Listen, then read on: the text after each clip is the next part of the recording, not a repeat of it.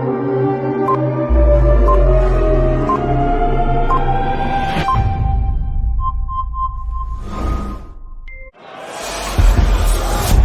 Rashford. Oh, glorious! That is a special one. Good morning, good afternoon, good evening. I know it has been a long time now. Welcome to the United Hour. I am your host with the most, Devin. It's been a long off season, but here we go again, ready for 9 months of my blood pressure going through the roof thanks to this team. Welcome back to the United Hour. With me today, I have Zahir and the infamous Big Phil. Gentlemen, good afternoon. How are you doing today? Good afternoon. Just, putting aside some hard-earned pennies in case I undoubtedly might need to see a therapist before the season is done. Yeah, I get it completely too. So, Phil, what about you? It's funny because that intro said Marcus Rashford, oh, glorious, and then we see what happened in a certain fixture just now. So we'll talk about that later. But I'm doing well. Just came out from vacation, and I'm good now, man. So I'll say nice, relax, and ready to have your whole weekend determined by Manchester United again. Another 9 months, boy. Correct. So you alluded to it in here right now. There was a match today, the Community Shield. Some people classify it as a preseason match. Some people say it's just a glorified match. Does not matter. Some people say it's just a big tin cup. To me, it's a chance at a trophy. Good afternoon, Courtney, as well. Good afternoon, gentlemen. How are you all on this interesting Saturday morning? Blessings. Getting ready to get right back into the flow of United dictating my weekend. So, but yeah. So for some people as well, it does not count. To me, it is a trophy. It does count. It's a chance to win a piece of silverware. It's a chance to play at Wembley, and it's a chance to get one up on those people over there that are Manchester City. So, without further ado, Manchester United won. Manchester City won. However, in full time, Manchester United lost 7-6 on penalties. So today we're going to keep this informal. And gentlemen, what are your reactions to this match? To be honest, I didn't. This match could have played without any sort of trophy or anything. At the end of it, I didn't care. I just wanted us to have the opportunity to start the season exactly the same way we ended the last one, by beating City. It would have set a mark. It would have set a tone for the rest of the season. Unfortunately, we weren't able to do that. But I think overall, looking at the 90 minutes of the game, good passages of play. We created better chances than they did. But, that goal is hitting us again. We really do not have an established goal scorer leading the line to put away those chances, which may have happened had we had someone like that. Overall, I'm not too upset with how the team looked. I think Friday coming against Fulham, it's going to be another marker, and we'll have to see how we go from there. All right, gentlemen. Courtney, I will come to you next for this one. I wasn't too disappointed, but then, to be honest, I wasn't really expecting much. It's good to see some of the guys back in. We have, and based on the moves that we've made in the markets, I'm in a hopeful place. That's how I'll put it. I'm in a hopeful place. In terms of the game, as Zahir pointed out, we are really missing that clinical striker right now. Rashford had a couple good chances. Ahmad had one that I don't know why on God's green earth he tried to square some Mason Mount. But Ten Hag is going to have an interesting dilemma because he has to get it right next week Friday. He has to start the season in a very good place, and I don't know if, with all the things that are going on right now, if we're in that mood yet. But we'll wait and see. But overall, would I have liked to win? Yeah. Do I mind the loss as much? Not really, because the Community Shield has never been that marker for me, at least. So we'll see how it goes. Friday is really where the test really starts. Do you feel? Yeah, yeah. I think when this match was more of can we get one over City again in terms of we beat City in the FA Cup. Their fans and their players and anybody associated with Manchester City knew that mentally Manchester United had the edge as of recent, right? So if we were to get one over City today, you'll have Man City fans, kind of nervous, let's say, going into the next Manchester derby, right? In terms of also, I was looking to see if there was some sort of like style of play that the guys had cooked up with regards to because last season I was asking where was our style of play from the first season that Ten Hag was hired, right? Last season we didn't see that. I was kind of confused today as to what we were doing. There were times if we had to go to the back four, I didn't understand if Lissandro Martinez was playing left back or left center back. Because I'm seeing Johnny Evans at left back, then I'm seeing Johnny Evans at center back. But yeah, just to touch a little bit on what Courtney said with regards to the transfers, right? I'll touch a little bit on it. I don't think Casemiro is the right guy to be protecting Kobe. And also, he's not the right guy to be instilled into a Ten Hag system or the type of system that Ten Hag is trying to play. Casemiro did play good today, but this whole diving in and hoping for the best, that has to stop, right? Like most of the guys say, today was a glorified friendly, but at the end of the day, it was still an opportunity to win a trophy, which they didn't do. But I'd rather lose on penalties than in a straight up game with us being battered, right? So yeah, I wanted to win. I'll flat out say it. I don't care what it is when there's silverware on the line. I want to win.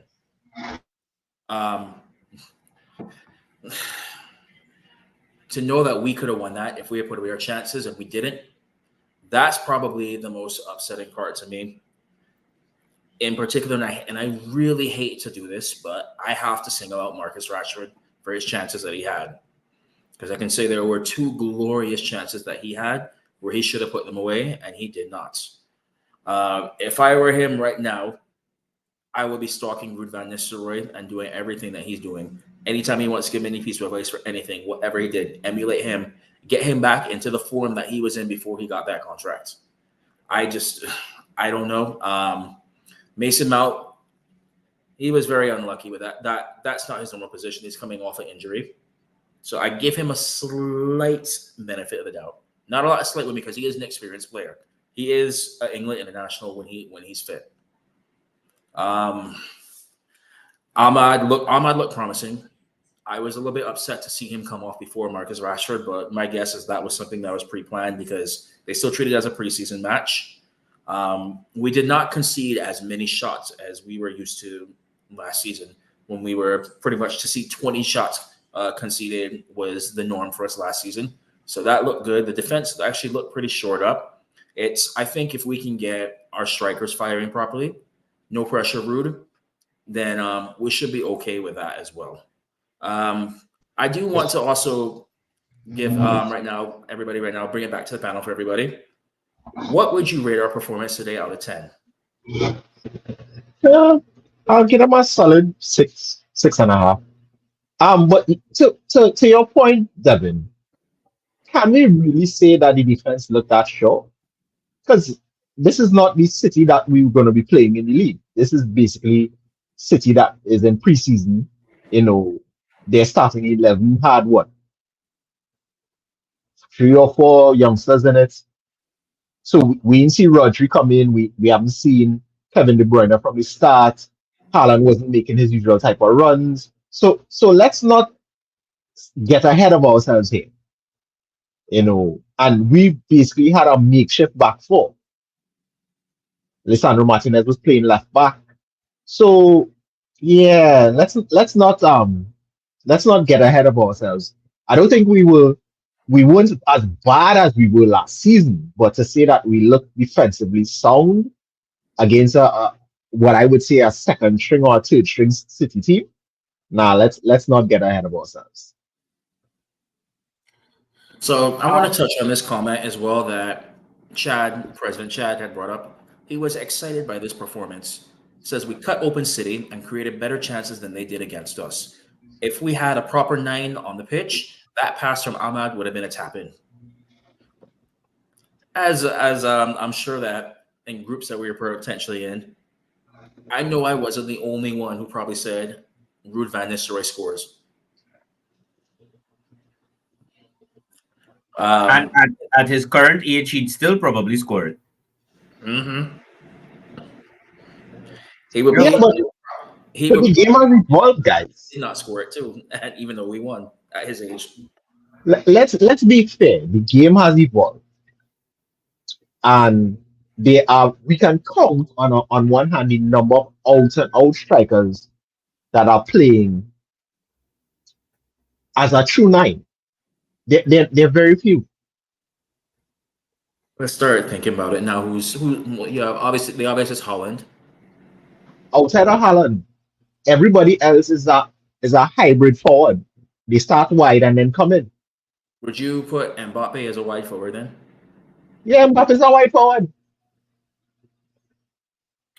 You see, even though valid point, Courtney, Mm.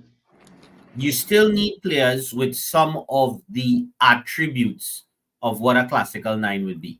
If you want to keep shooting from outside the box, you need to have players who are going to follow the ball into the box. And for the times where you actually get the crosses from the wings, you need to have somebody coming through the middle, right? So Yeah, even but if you have a man who is the prototypical Ruud van Nistelrooy type guy, you still need to have guy with enough instinct and enough understanding of how to put the ball in the back of the net, which we really don't have. well, and I hear you on that, Zahir, but we also have to have a style of play that encourages that type of player. Now, for last season and a little bit of the season before that, we had our wide players reaching to that touchline and refusing to square the ball. So you can't expect a man who playing on top to naturally want, even if he wants to naturally go into those positions. If the supply not there, 9 times out of 10, he not going to be. It's not going to be instinctual for him to go and make that run. So I want to go to the comments Like, here, and He might before just we move end on up from on the that, pitch looking. He might just be on the pitch looking very frustrated, angry, grumbling. CR7. You know? And even Rasmus at points last season. I do want to touch back on this now. Go to the comments here because I know you guys were giving a rating of a 6 out of 10. President Chad is rating it 8 out of 10, which I think is a little bit high. Yeah, I know what game President Chad was watching. But, all right. Yeah, Chad the eternal optimist. that eight, that 8 out of 10. You need more than one goal scored. I think. I think I will give it a 5 out of 10 based on the chances that we had because at the end of the day, when City gets their full squad and Pep has instilled into the whoever is going to be their new signings, when he's instilled his style of play into those new signings, they're going to punish us, and that's how over the last probably 20 years when you've watched teams win the EPL. One thing that they do is that they always capitalize on other teams' mistakes, right? And if we want to get back to being the Manchester United that we followed under Fergie, that's what we have to do. That's what we have not been doing, right? I still need to see some sort of style of play that Ten Hag is going to instill into these guys, right?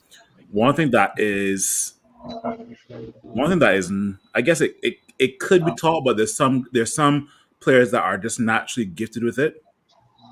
Anticipate that a keeper will fumble anticipate that a cross will come across the box and stick your foot out, right? Now I know Devin mentioned Ruud Van Nistelrooy would have scored that, right? But the first thing that came to mind, believe it or not, was Chicharito, right? If Chicharito was in the box, Chicharito was tapping that in.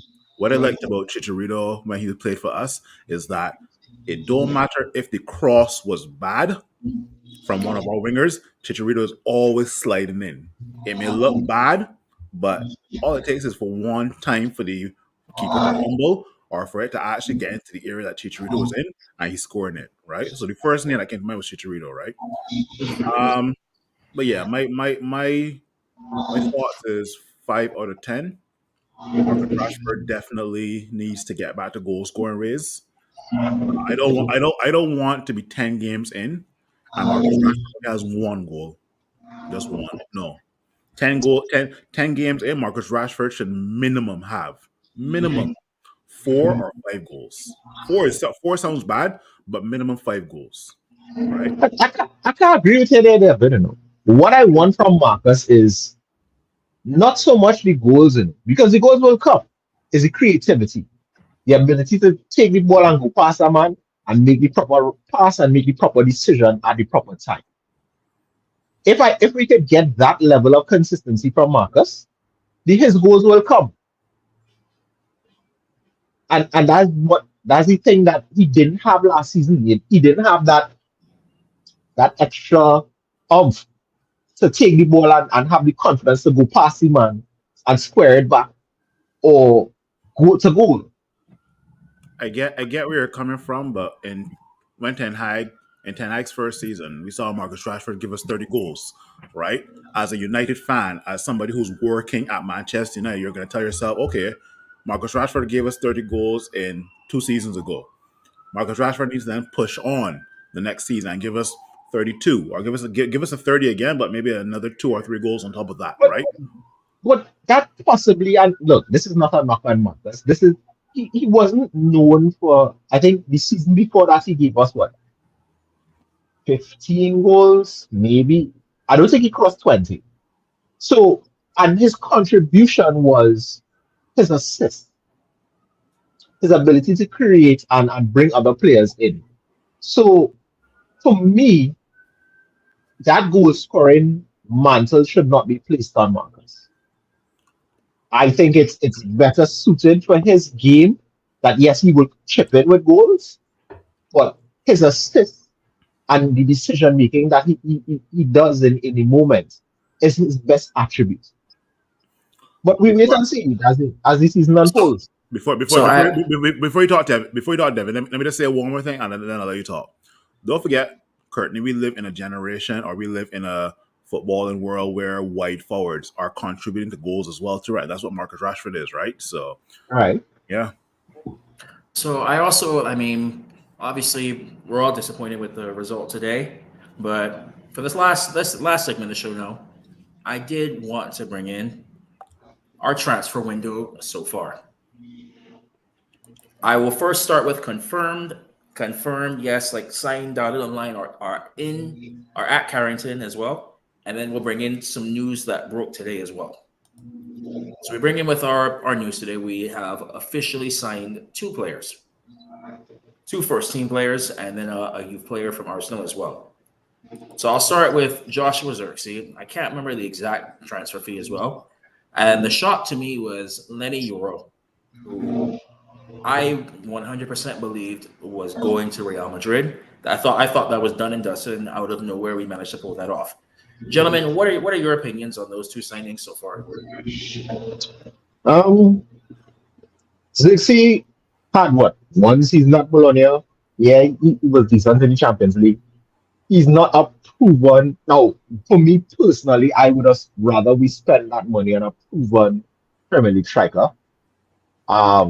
Because he's in the vein of all the other wide forwards that we have. Euro is a good buy. It's unfortunate that he had that. I think it's a metatarsal break or something he has.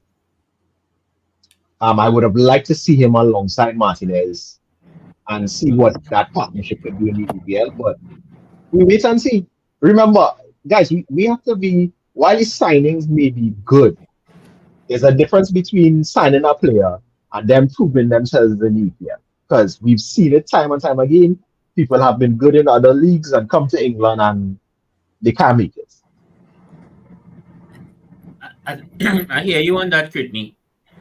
The Euro one, really unfortunate. Dirty Arsenal again. Had to go on in German and break a man for it. Right? But I was actually, out of the two of them, I was a little more excited for Euro, given the fact that he's 18. Right? I really wanted to see what we could develop him into. And I'm looking down the road for resale value. I mean, you want a little idea of resale value? Check what City paid for Julian Alvarez and watch what they just sold him for to Atletico Madrid. When last have we, the last player we made a profit on was freaking Dan James. Hey, put some respect on Dan James' name, man.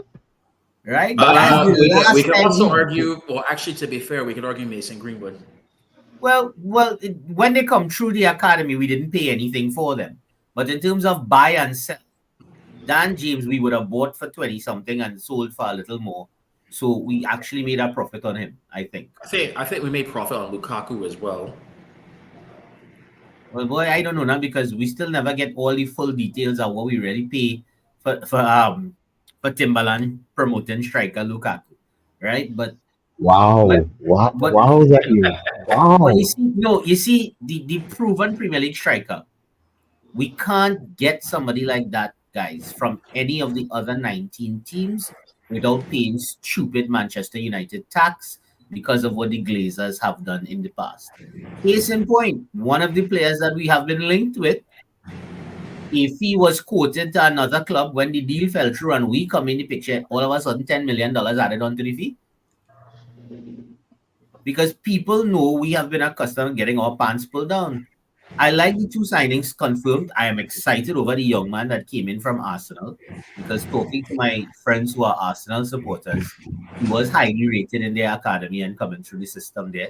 So let's see what impact he could have down the road, right? But really and truly, as I was telling Devin before we came on, it's sad that after one season at the club, Rasmus Højlund is now our senior striking option. Out and out striker. And so, Phil, I want to hear your reaction before I move on to the news that broke this morning. Yeah, Joshua Zirkzee. This may come as not as a surprise, but I was following the Euro and the transfer speculation way early, right? And once I saw that Lille had accepted our bid, I said, yep, he's coming to Manchester United. And it's funny because I have a conversation saved on my phone, a bunch of screenshots with another guy out of Trinidad that I've been talking with because he's a Manchester United fan as well. And he said, Phil, the man wants Real Madrid. He is not coming to Manchester United. I got the voice note save, I got the screenshot save. And every time I saw that Euro itching close to Manchester United, I always say, what we're saying, right? But yeah, as I said, once I saw Lille accepted the bid from us, I said, yep, he's coming to Manchester United. Joshua Zirkzee, I still have no idea of what he can bring to us. I saw what he did at Bologna. He's a 6'4" guy moving like a very pacey and skillful winger, but he's a striker. So, I mean, those two signings, we got excited as Manchester United fans, but then we thought that Ineos would kick on and bring some more signings in maybe a couple days later, a couple weeks later. We were linked with Ugarte, but I mean, Ugarte was playing for Copa America. This guy, Richard Rios, for Colombia, both Copa America as well, too. And I mean, the transfer window just got dead. Right? Well, to be fair, Big Phil, we haven't been able to sell many players. We haven't been able to sell many players, but at the end of the day, that's not on us, right? The player. Actually, no. We have to be able to move them on in order for us to be able to clear FFP. So we have a certain amount of space. They gave us a certain amount of leeway, but we also have to be able to clear our books because our wage bill is high. Yes, it is. If it's not the highest in the Premier League, it's one of the highest. So we So have I to mean, burn players. yeah, I get that because at the end of the day, there were certain players that were linked with other clubs like Scott with like Fulham and Casemiro with Saudi Arabia. And what's not, right? But at the end of the day, we can't wait on these players to move on. We still have to bring in players. It's almost like, look, you're at a job and you have a specific position, right? If you see the company start to bring in more positions, the same position that you in, you gotta ask yourself, well, am I going to get played that there are more guys that can do my job? You gotta ask yourself that question, right? Right. But again, Phil, the average footballer is going to say he's going to want more playing time. The smart footballer is going to sit down, run down his contract, collect all his money, and then go on a free. Because why? I had to set up myself. And let me be real. People, it's not about love of club anymore. Not like it was in the 90s and the early 2000s. Men are about the money. I can't bet Correct. that man for that. Correct. Look at, I mean, one of the most average, overrated footballers ever did it to us. Not once, twice. Paul Pogba. I ain't going down that road with you, Zahir. Yeah, But All right. On that note, that's a let's demons that let's move Zahir on. gotta deal with. So On that yeah. note, let's move on now. There was some news that was just released this morning that Manchester United have a deal in place with Bayern Munich for Matthias de Ligt. Just give me the Ligt and start the show. Exactly. As well as, and I'm going to butcher his name right now, Nasura Mazraoui. I am so sorry for butchering that name. I've been trying to get it right, but No, you did a good job. Did a good job. It's Maserati. you're doing better than I would have done, so I can't get vexed with you. I tried. You- I tried. you- I you- tried. Listen, you did a hell of a lot better than Trinidad commentators would have done if they had to say it. We boys are here, boy. Nah, boy. I will always not the crosses, Devin, but I will always remember there was a time in Barbados where CBC had put aside some time to talk about the World Cup, and the commentators that we had at that time that were butchering everybody's name. And you know when you're saying a name wrong but confident at the same time, you get look more like a jackass. Oh my god, boy. Anyway, back to the Boy, show. it reminds me of you remember the old Dortmund team when Klopp was managing it? Yeah, boy. Yeah. Yeah, boy. So there's a commentator thinking, "Oh God." Yeah. But yeah, so it is. It has been confirmed today by top tier journalists. You know my stance on journalists as well. If you've watched the show, you know how I feel about that. By top tier journalists, not ones who put out news just for clicks and likes, that we have deals in place with Bayern Munich for those two players. Gentlemen, what are your reactions to that? Well, it's a contingent deal, right? The lit one is not really a contingent on anything, but the Mazraoui one, it is contingent on Wan-Bissaka accepting the deal to leave, which we are also. I know you probably would have mentioned it next, Dev. So I'm sorry if I just jumped the gun, but we're also hearing that there should be something in place for him to go to West Ham, right?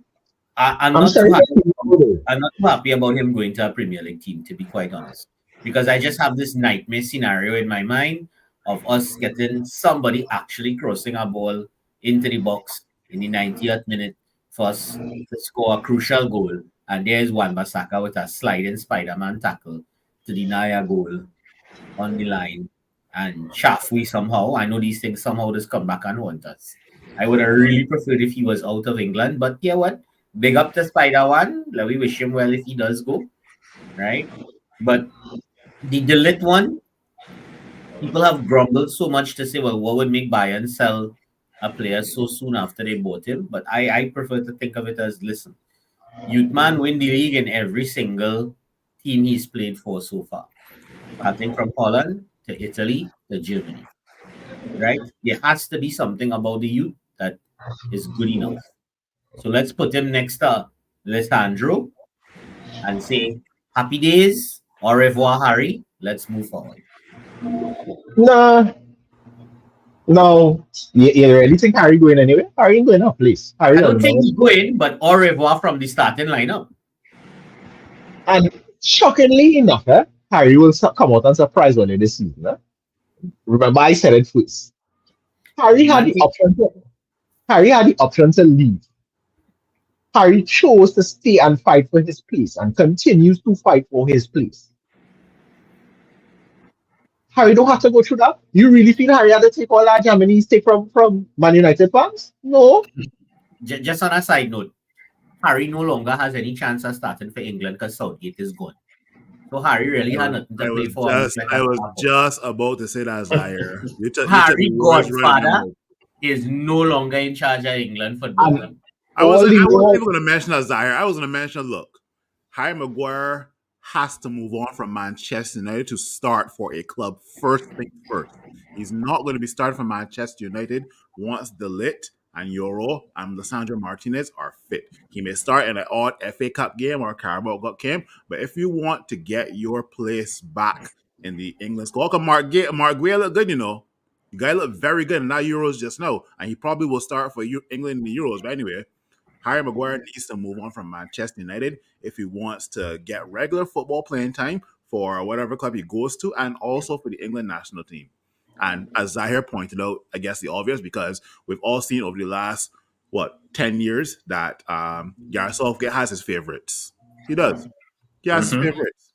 So And just like Maguire, Rashford did himself no favors today either to get back in. true. we go see. But either way, anyway, based on those two official signings and two in the door signings, what do you all think so far? Ten Hag bringing the band back together. Ten Hag is bringing the band back together. If look, not the jump. We might as well.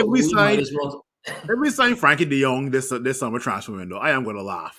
Anyway, I said we might as well start playing the Dutch national anthem when we walk out by the likes of it now. So, but anyway, yeah. And suppose it works out. No, look, if it works out, it works out. At the end of the day, every manager brings in players that they want to work with. And over the last 2 seasons, going into 3, Ten Hag has done that. Some players have worked out, others have not. But has he really had a chance to stamp his authority on the squad? Let's be real. He hasn't been able to move on players in the manner in which that you would think that he should have. And because of that, he's not really had. We haven't had what? We've had in the last 3 seasons, how many new signings? 10? If so much?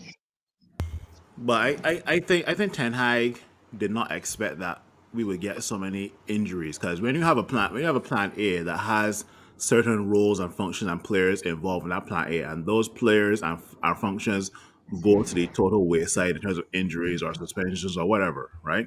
Then I guess the sign of a true great manager is if you have a plan B, C, and D, right? Well, but you could have all the plans that they want, Big Phil. But if your players are not equipped to execute any manner in which you need them to execute, you're going to still have a problem.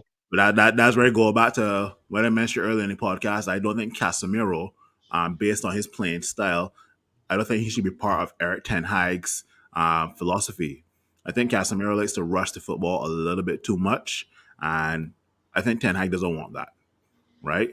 But at the end of the day, you can't get rid of Casemiro because he's on a high wage. In my mind, I thought Casemiro would have, gone to Saudi Arabia, take the money and ride off into the sunset. But somehow in his brain, he still thinks that he can play the game at the highest level. And I think he also has a point to prove, though, based on the amount of criticism he got last season. Well, let us hope that inspires him this season. Because if it doesn't, as good as Kobe has been for us, because to be quite honest, Menu was, to me, the player of the the English player of the Euros was Kobe Mino. Right? That's just my humble opinion. And as good as he's been in the last year, he can't do it by himself in the middle of the park for Manchester United over a 38-game league season. Right? So if this doesn't inspire Casemiro to step up, then boy, I don't know what we're going to do, because it is obvious none of the players who are considered our highest earners right now, and these are everybody over the £300,000 a week mark. Casemiro, Jadon Sancho, Marcus. Rashford, right? Those three come to mind for sure, because Varane is gone, so that salary is off the books. They are not going to leave until they have exhausted every cent that they can from us. Right? So the only way we're getting rid of them is to agree to let them go on a free transfer when their contract is up. So it's going to be loss in the columns. Marcus ain't going to be lost because we never bought him. The other two, big losses. So my last question for everybody now before we get ready to wrap up the show. We still got about another month, just under a month, I believe, of the transfer window to go.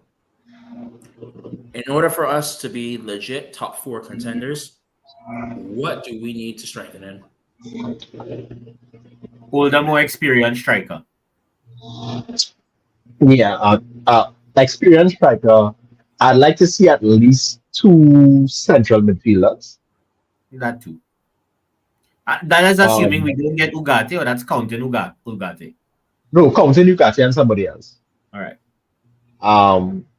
Maybe another left back, because we still don't know what's going on with Malacia.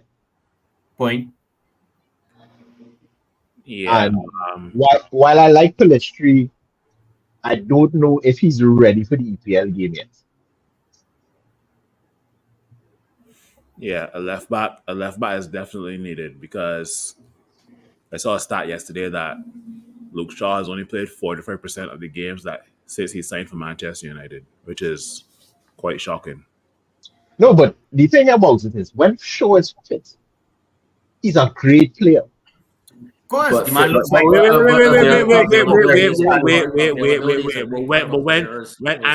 When Anthony Martial is fit, he's also a good player as well too. When Paul Pogba was fit, he's also a good player. When Phil Varane Jones was as well fit, too. he's also a good player. Phil Jones as Don't well. show that. Don't do show that. Am I just trade Phil Jones' name? Yeah. Don't do show that. Don't put him in the class of Pogba, of Phil Jones and Anthony Martial. Don't do him that. Don't come on. Hey, look, when Luke is fit, you could almost look at him and see a Roberto Carlos kind of player, right? But the problem now is when you start running into this of, yes, he is a great player, but why does that matter if he's only fit for 4 games out of 10? Exactly. Yeah. That is the whole problem. I think, as I've told many guys over the years, the best ability is availability. Okay, and Luke but Shaw. interestingly enough, And it seems apparently Robert is coming in here saying we need a new goalkeeper as well. Yeah, I can see why Robert would say that. I definitely would not be opposed to that. The guy who's Portugal's goalkeeper, Diogo Costa. You Diogo Costa. can't afford that, brother. I would You can't definitely afford that. go for him. I would prefer a Premier League proven goalkeeper. If we have to change the keeper, give me I'm one. not really I'm not really sold on that. The two best goalkeepers in the Premier League are not from the Premier League. Think about it. So you figure Ederson came from Brazil. Thank you, Edison. And Alisson came from Roma. If I remember Thank correctly. you. No, The two best as goalkeepers in- in the league are not Premier League. They have been in the Premier League. They have proven that they can play in the Premier League, because both Alisson and Edison had to adapt quickly. And they were fortunate to be in teams that allowed them to adapt, because they didn't have that many shots to face. Or David De Gea. Well, Yeah, I mean, we could afford him now. You see the kind of wages he making now. We could afford it. Look, and this is something that we've said on this show. They should have renegotiated his contract and eased Onana in to this. Because if we remember, when the hair first came, he struggled. He was also very undersized. He had to put on some muscle because he was getting bullied around in the box. I used to get bumped Correct. off the And ball. it took until he made that free kick save on Juan Mata before we really started seeing his confidence coming in. Right. And I think is it Lindegaard is the man name boy? Is Lindegaard? I think. Lindegaard, yeah. Right. Yes, I Anders wonder Lindegaard. what happened to him. Was not a bad keeper, you know. But No, You no, know, but you they want to know left. another name people forgot about? Thomas Kuszak. Kushak. Yep, people forgot about him too. From Poland. oh right, yes. But I digress. You know who I still cannot figure out why we let him go? Romero. Well, Sergio wanted more football. Yeah. Because he was very solid as a backup. Very solid. Yeah, but And very good numbers and everything as well too. no, and I agree. Replace the hair. He wanted at this, and I think he was coming to the end of his career. He wanted to play first team football, and he wanted to be the number one, and I can't really vex with him for that. And then I think the Glazers messed up that deal. It had some bacchanal in the background where his wife had to come out and say that, after all this time, days were already offering the man. So yeah. Well, gentlemen, it's definitely been a great show. Great to be back again. Get ready for the new season. Hopefully it's better off. Stay tuned for more things to come this season. At one point the win streak will start again with the hats. So we got a lot coming this season. A couple changes coming as well. So stay tuned, gentlemen. Any parting words? Let's keep the 2-0 victory on Friday. You see where you want to go, Zahir? Why you want to go there? Let's keep the expectation. Friday. Let's keep the expectation for this season realistic. 2 goals based from on how we are. McTominay. Fulham coming back in with an offer after. I don't know. Zahir, take win. Nah, but we really need to keep our expectations realistic. We still have not reformed the squad in the manner in which that we need to reform the squad. So while I expect good things, I'm also realistic with my expectation. We're not going to be challenging for the league. We might get them a fight for the top 4, but at the same time, too, as United fans, we need to be realistic with ourselves and where we at in this rebuild project, and hopefully give Ten Hag the time that he needs. Because I see it have I was checking some betting scores the other day, and they have 3-1 odds that Ten Hag would be gone by Christmas. Well, his replacement already at the club. Let we cross my fingers and hope. So you're gonna bring a man who, while yes, had a very, very good Premier League career, but has not proven himself as a Premier League manager to do with that. It's better get Ole back. That's simply rumors, but we're not going on that part right now. It's either that or you're getting Gareth Southgate. This will be for a later show in the season when we get on this. For now, this is simply parting words, gentlemen. Yeah. In terms of parting words, yeah, we have, like I said, less than a month in the transfer window, right? Whoever we sign, we won't know what they can bring to us, but I'd rather we sign the positions that we need and we worry about that later, right? If we don't sign a left back and we don't sign at least 1 or 2 midfielders to help Kobe Mino in midfield, then we could be in the same position we are come last season, right? So, yeah. Well, gentlemen, it has been definitely, thank you for coming on. Welcome back after a little break. Get ready for 9 months of high blood pressure again. And as always, we have it no other way. And we'll keep the red flag flying high because Man United will never die. Hey, if you appreciate what we're doing here at the United Hour, please like, please subscribe, and let's grow this community.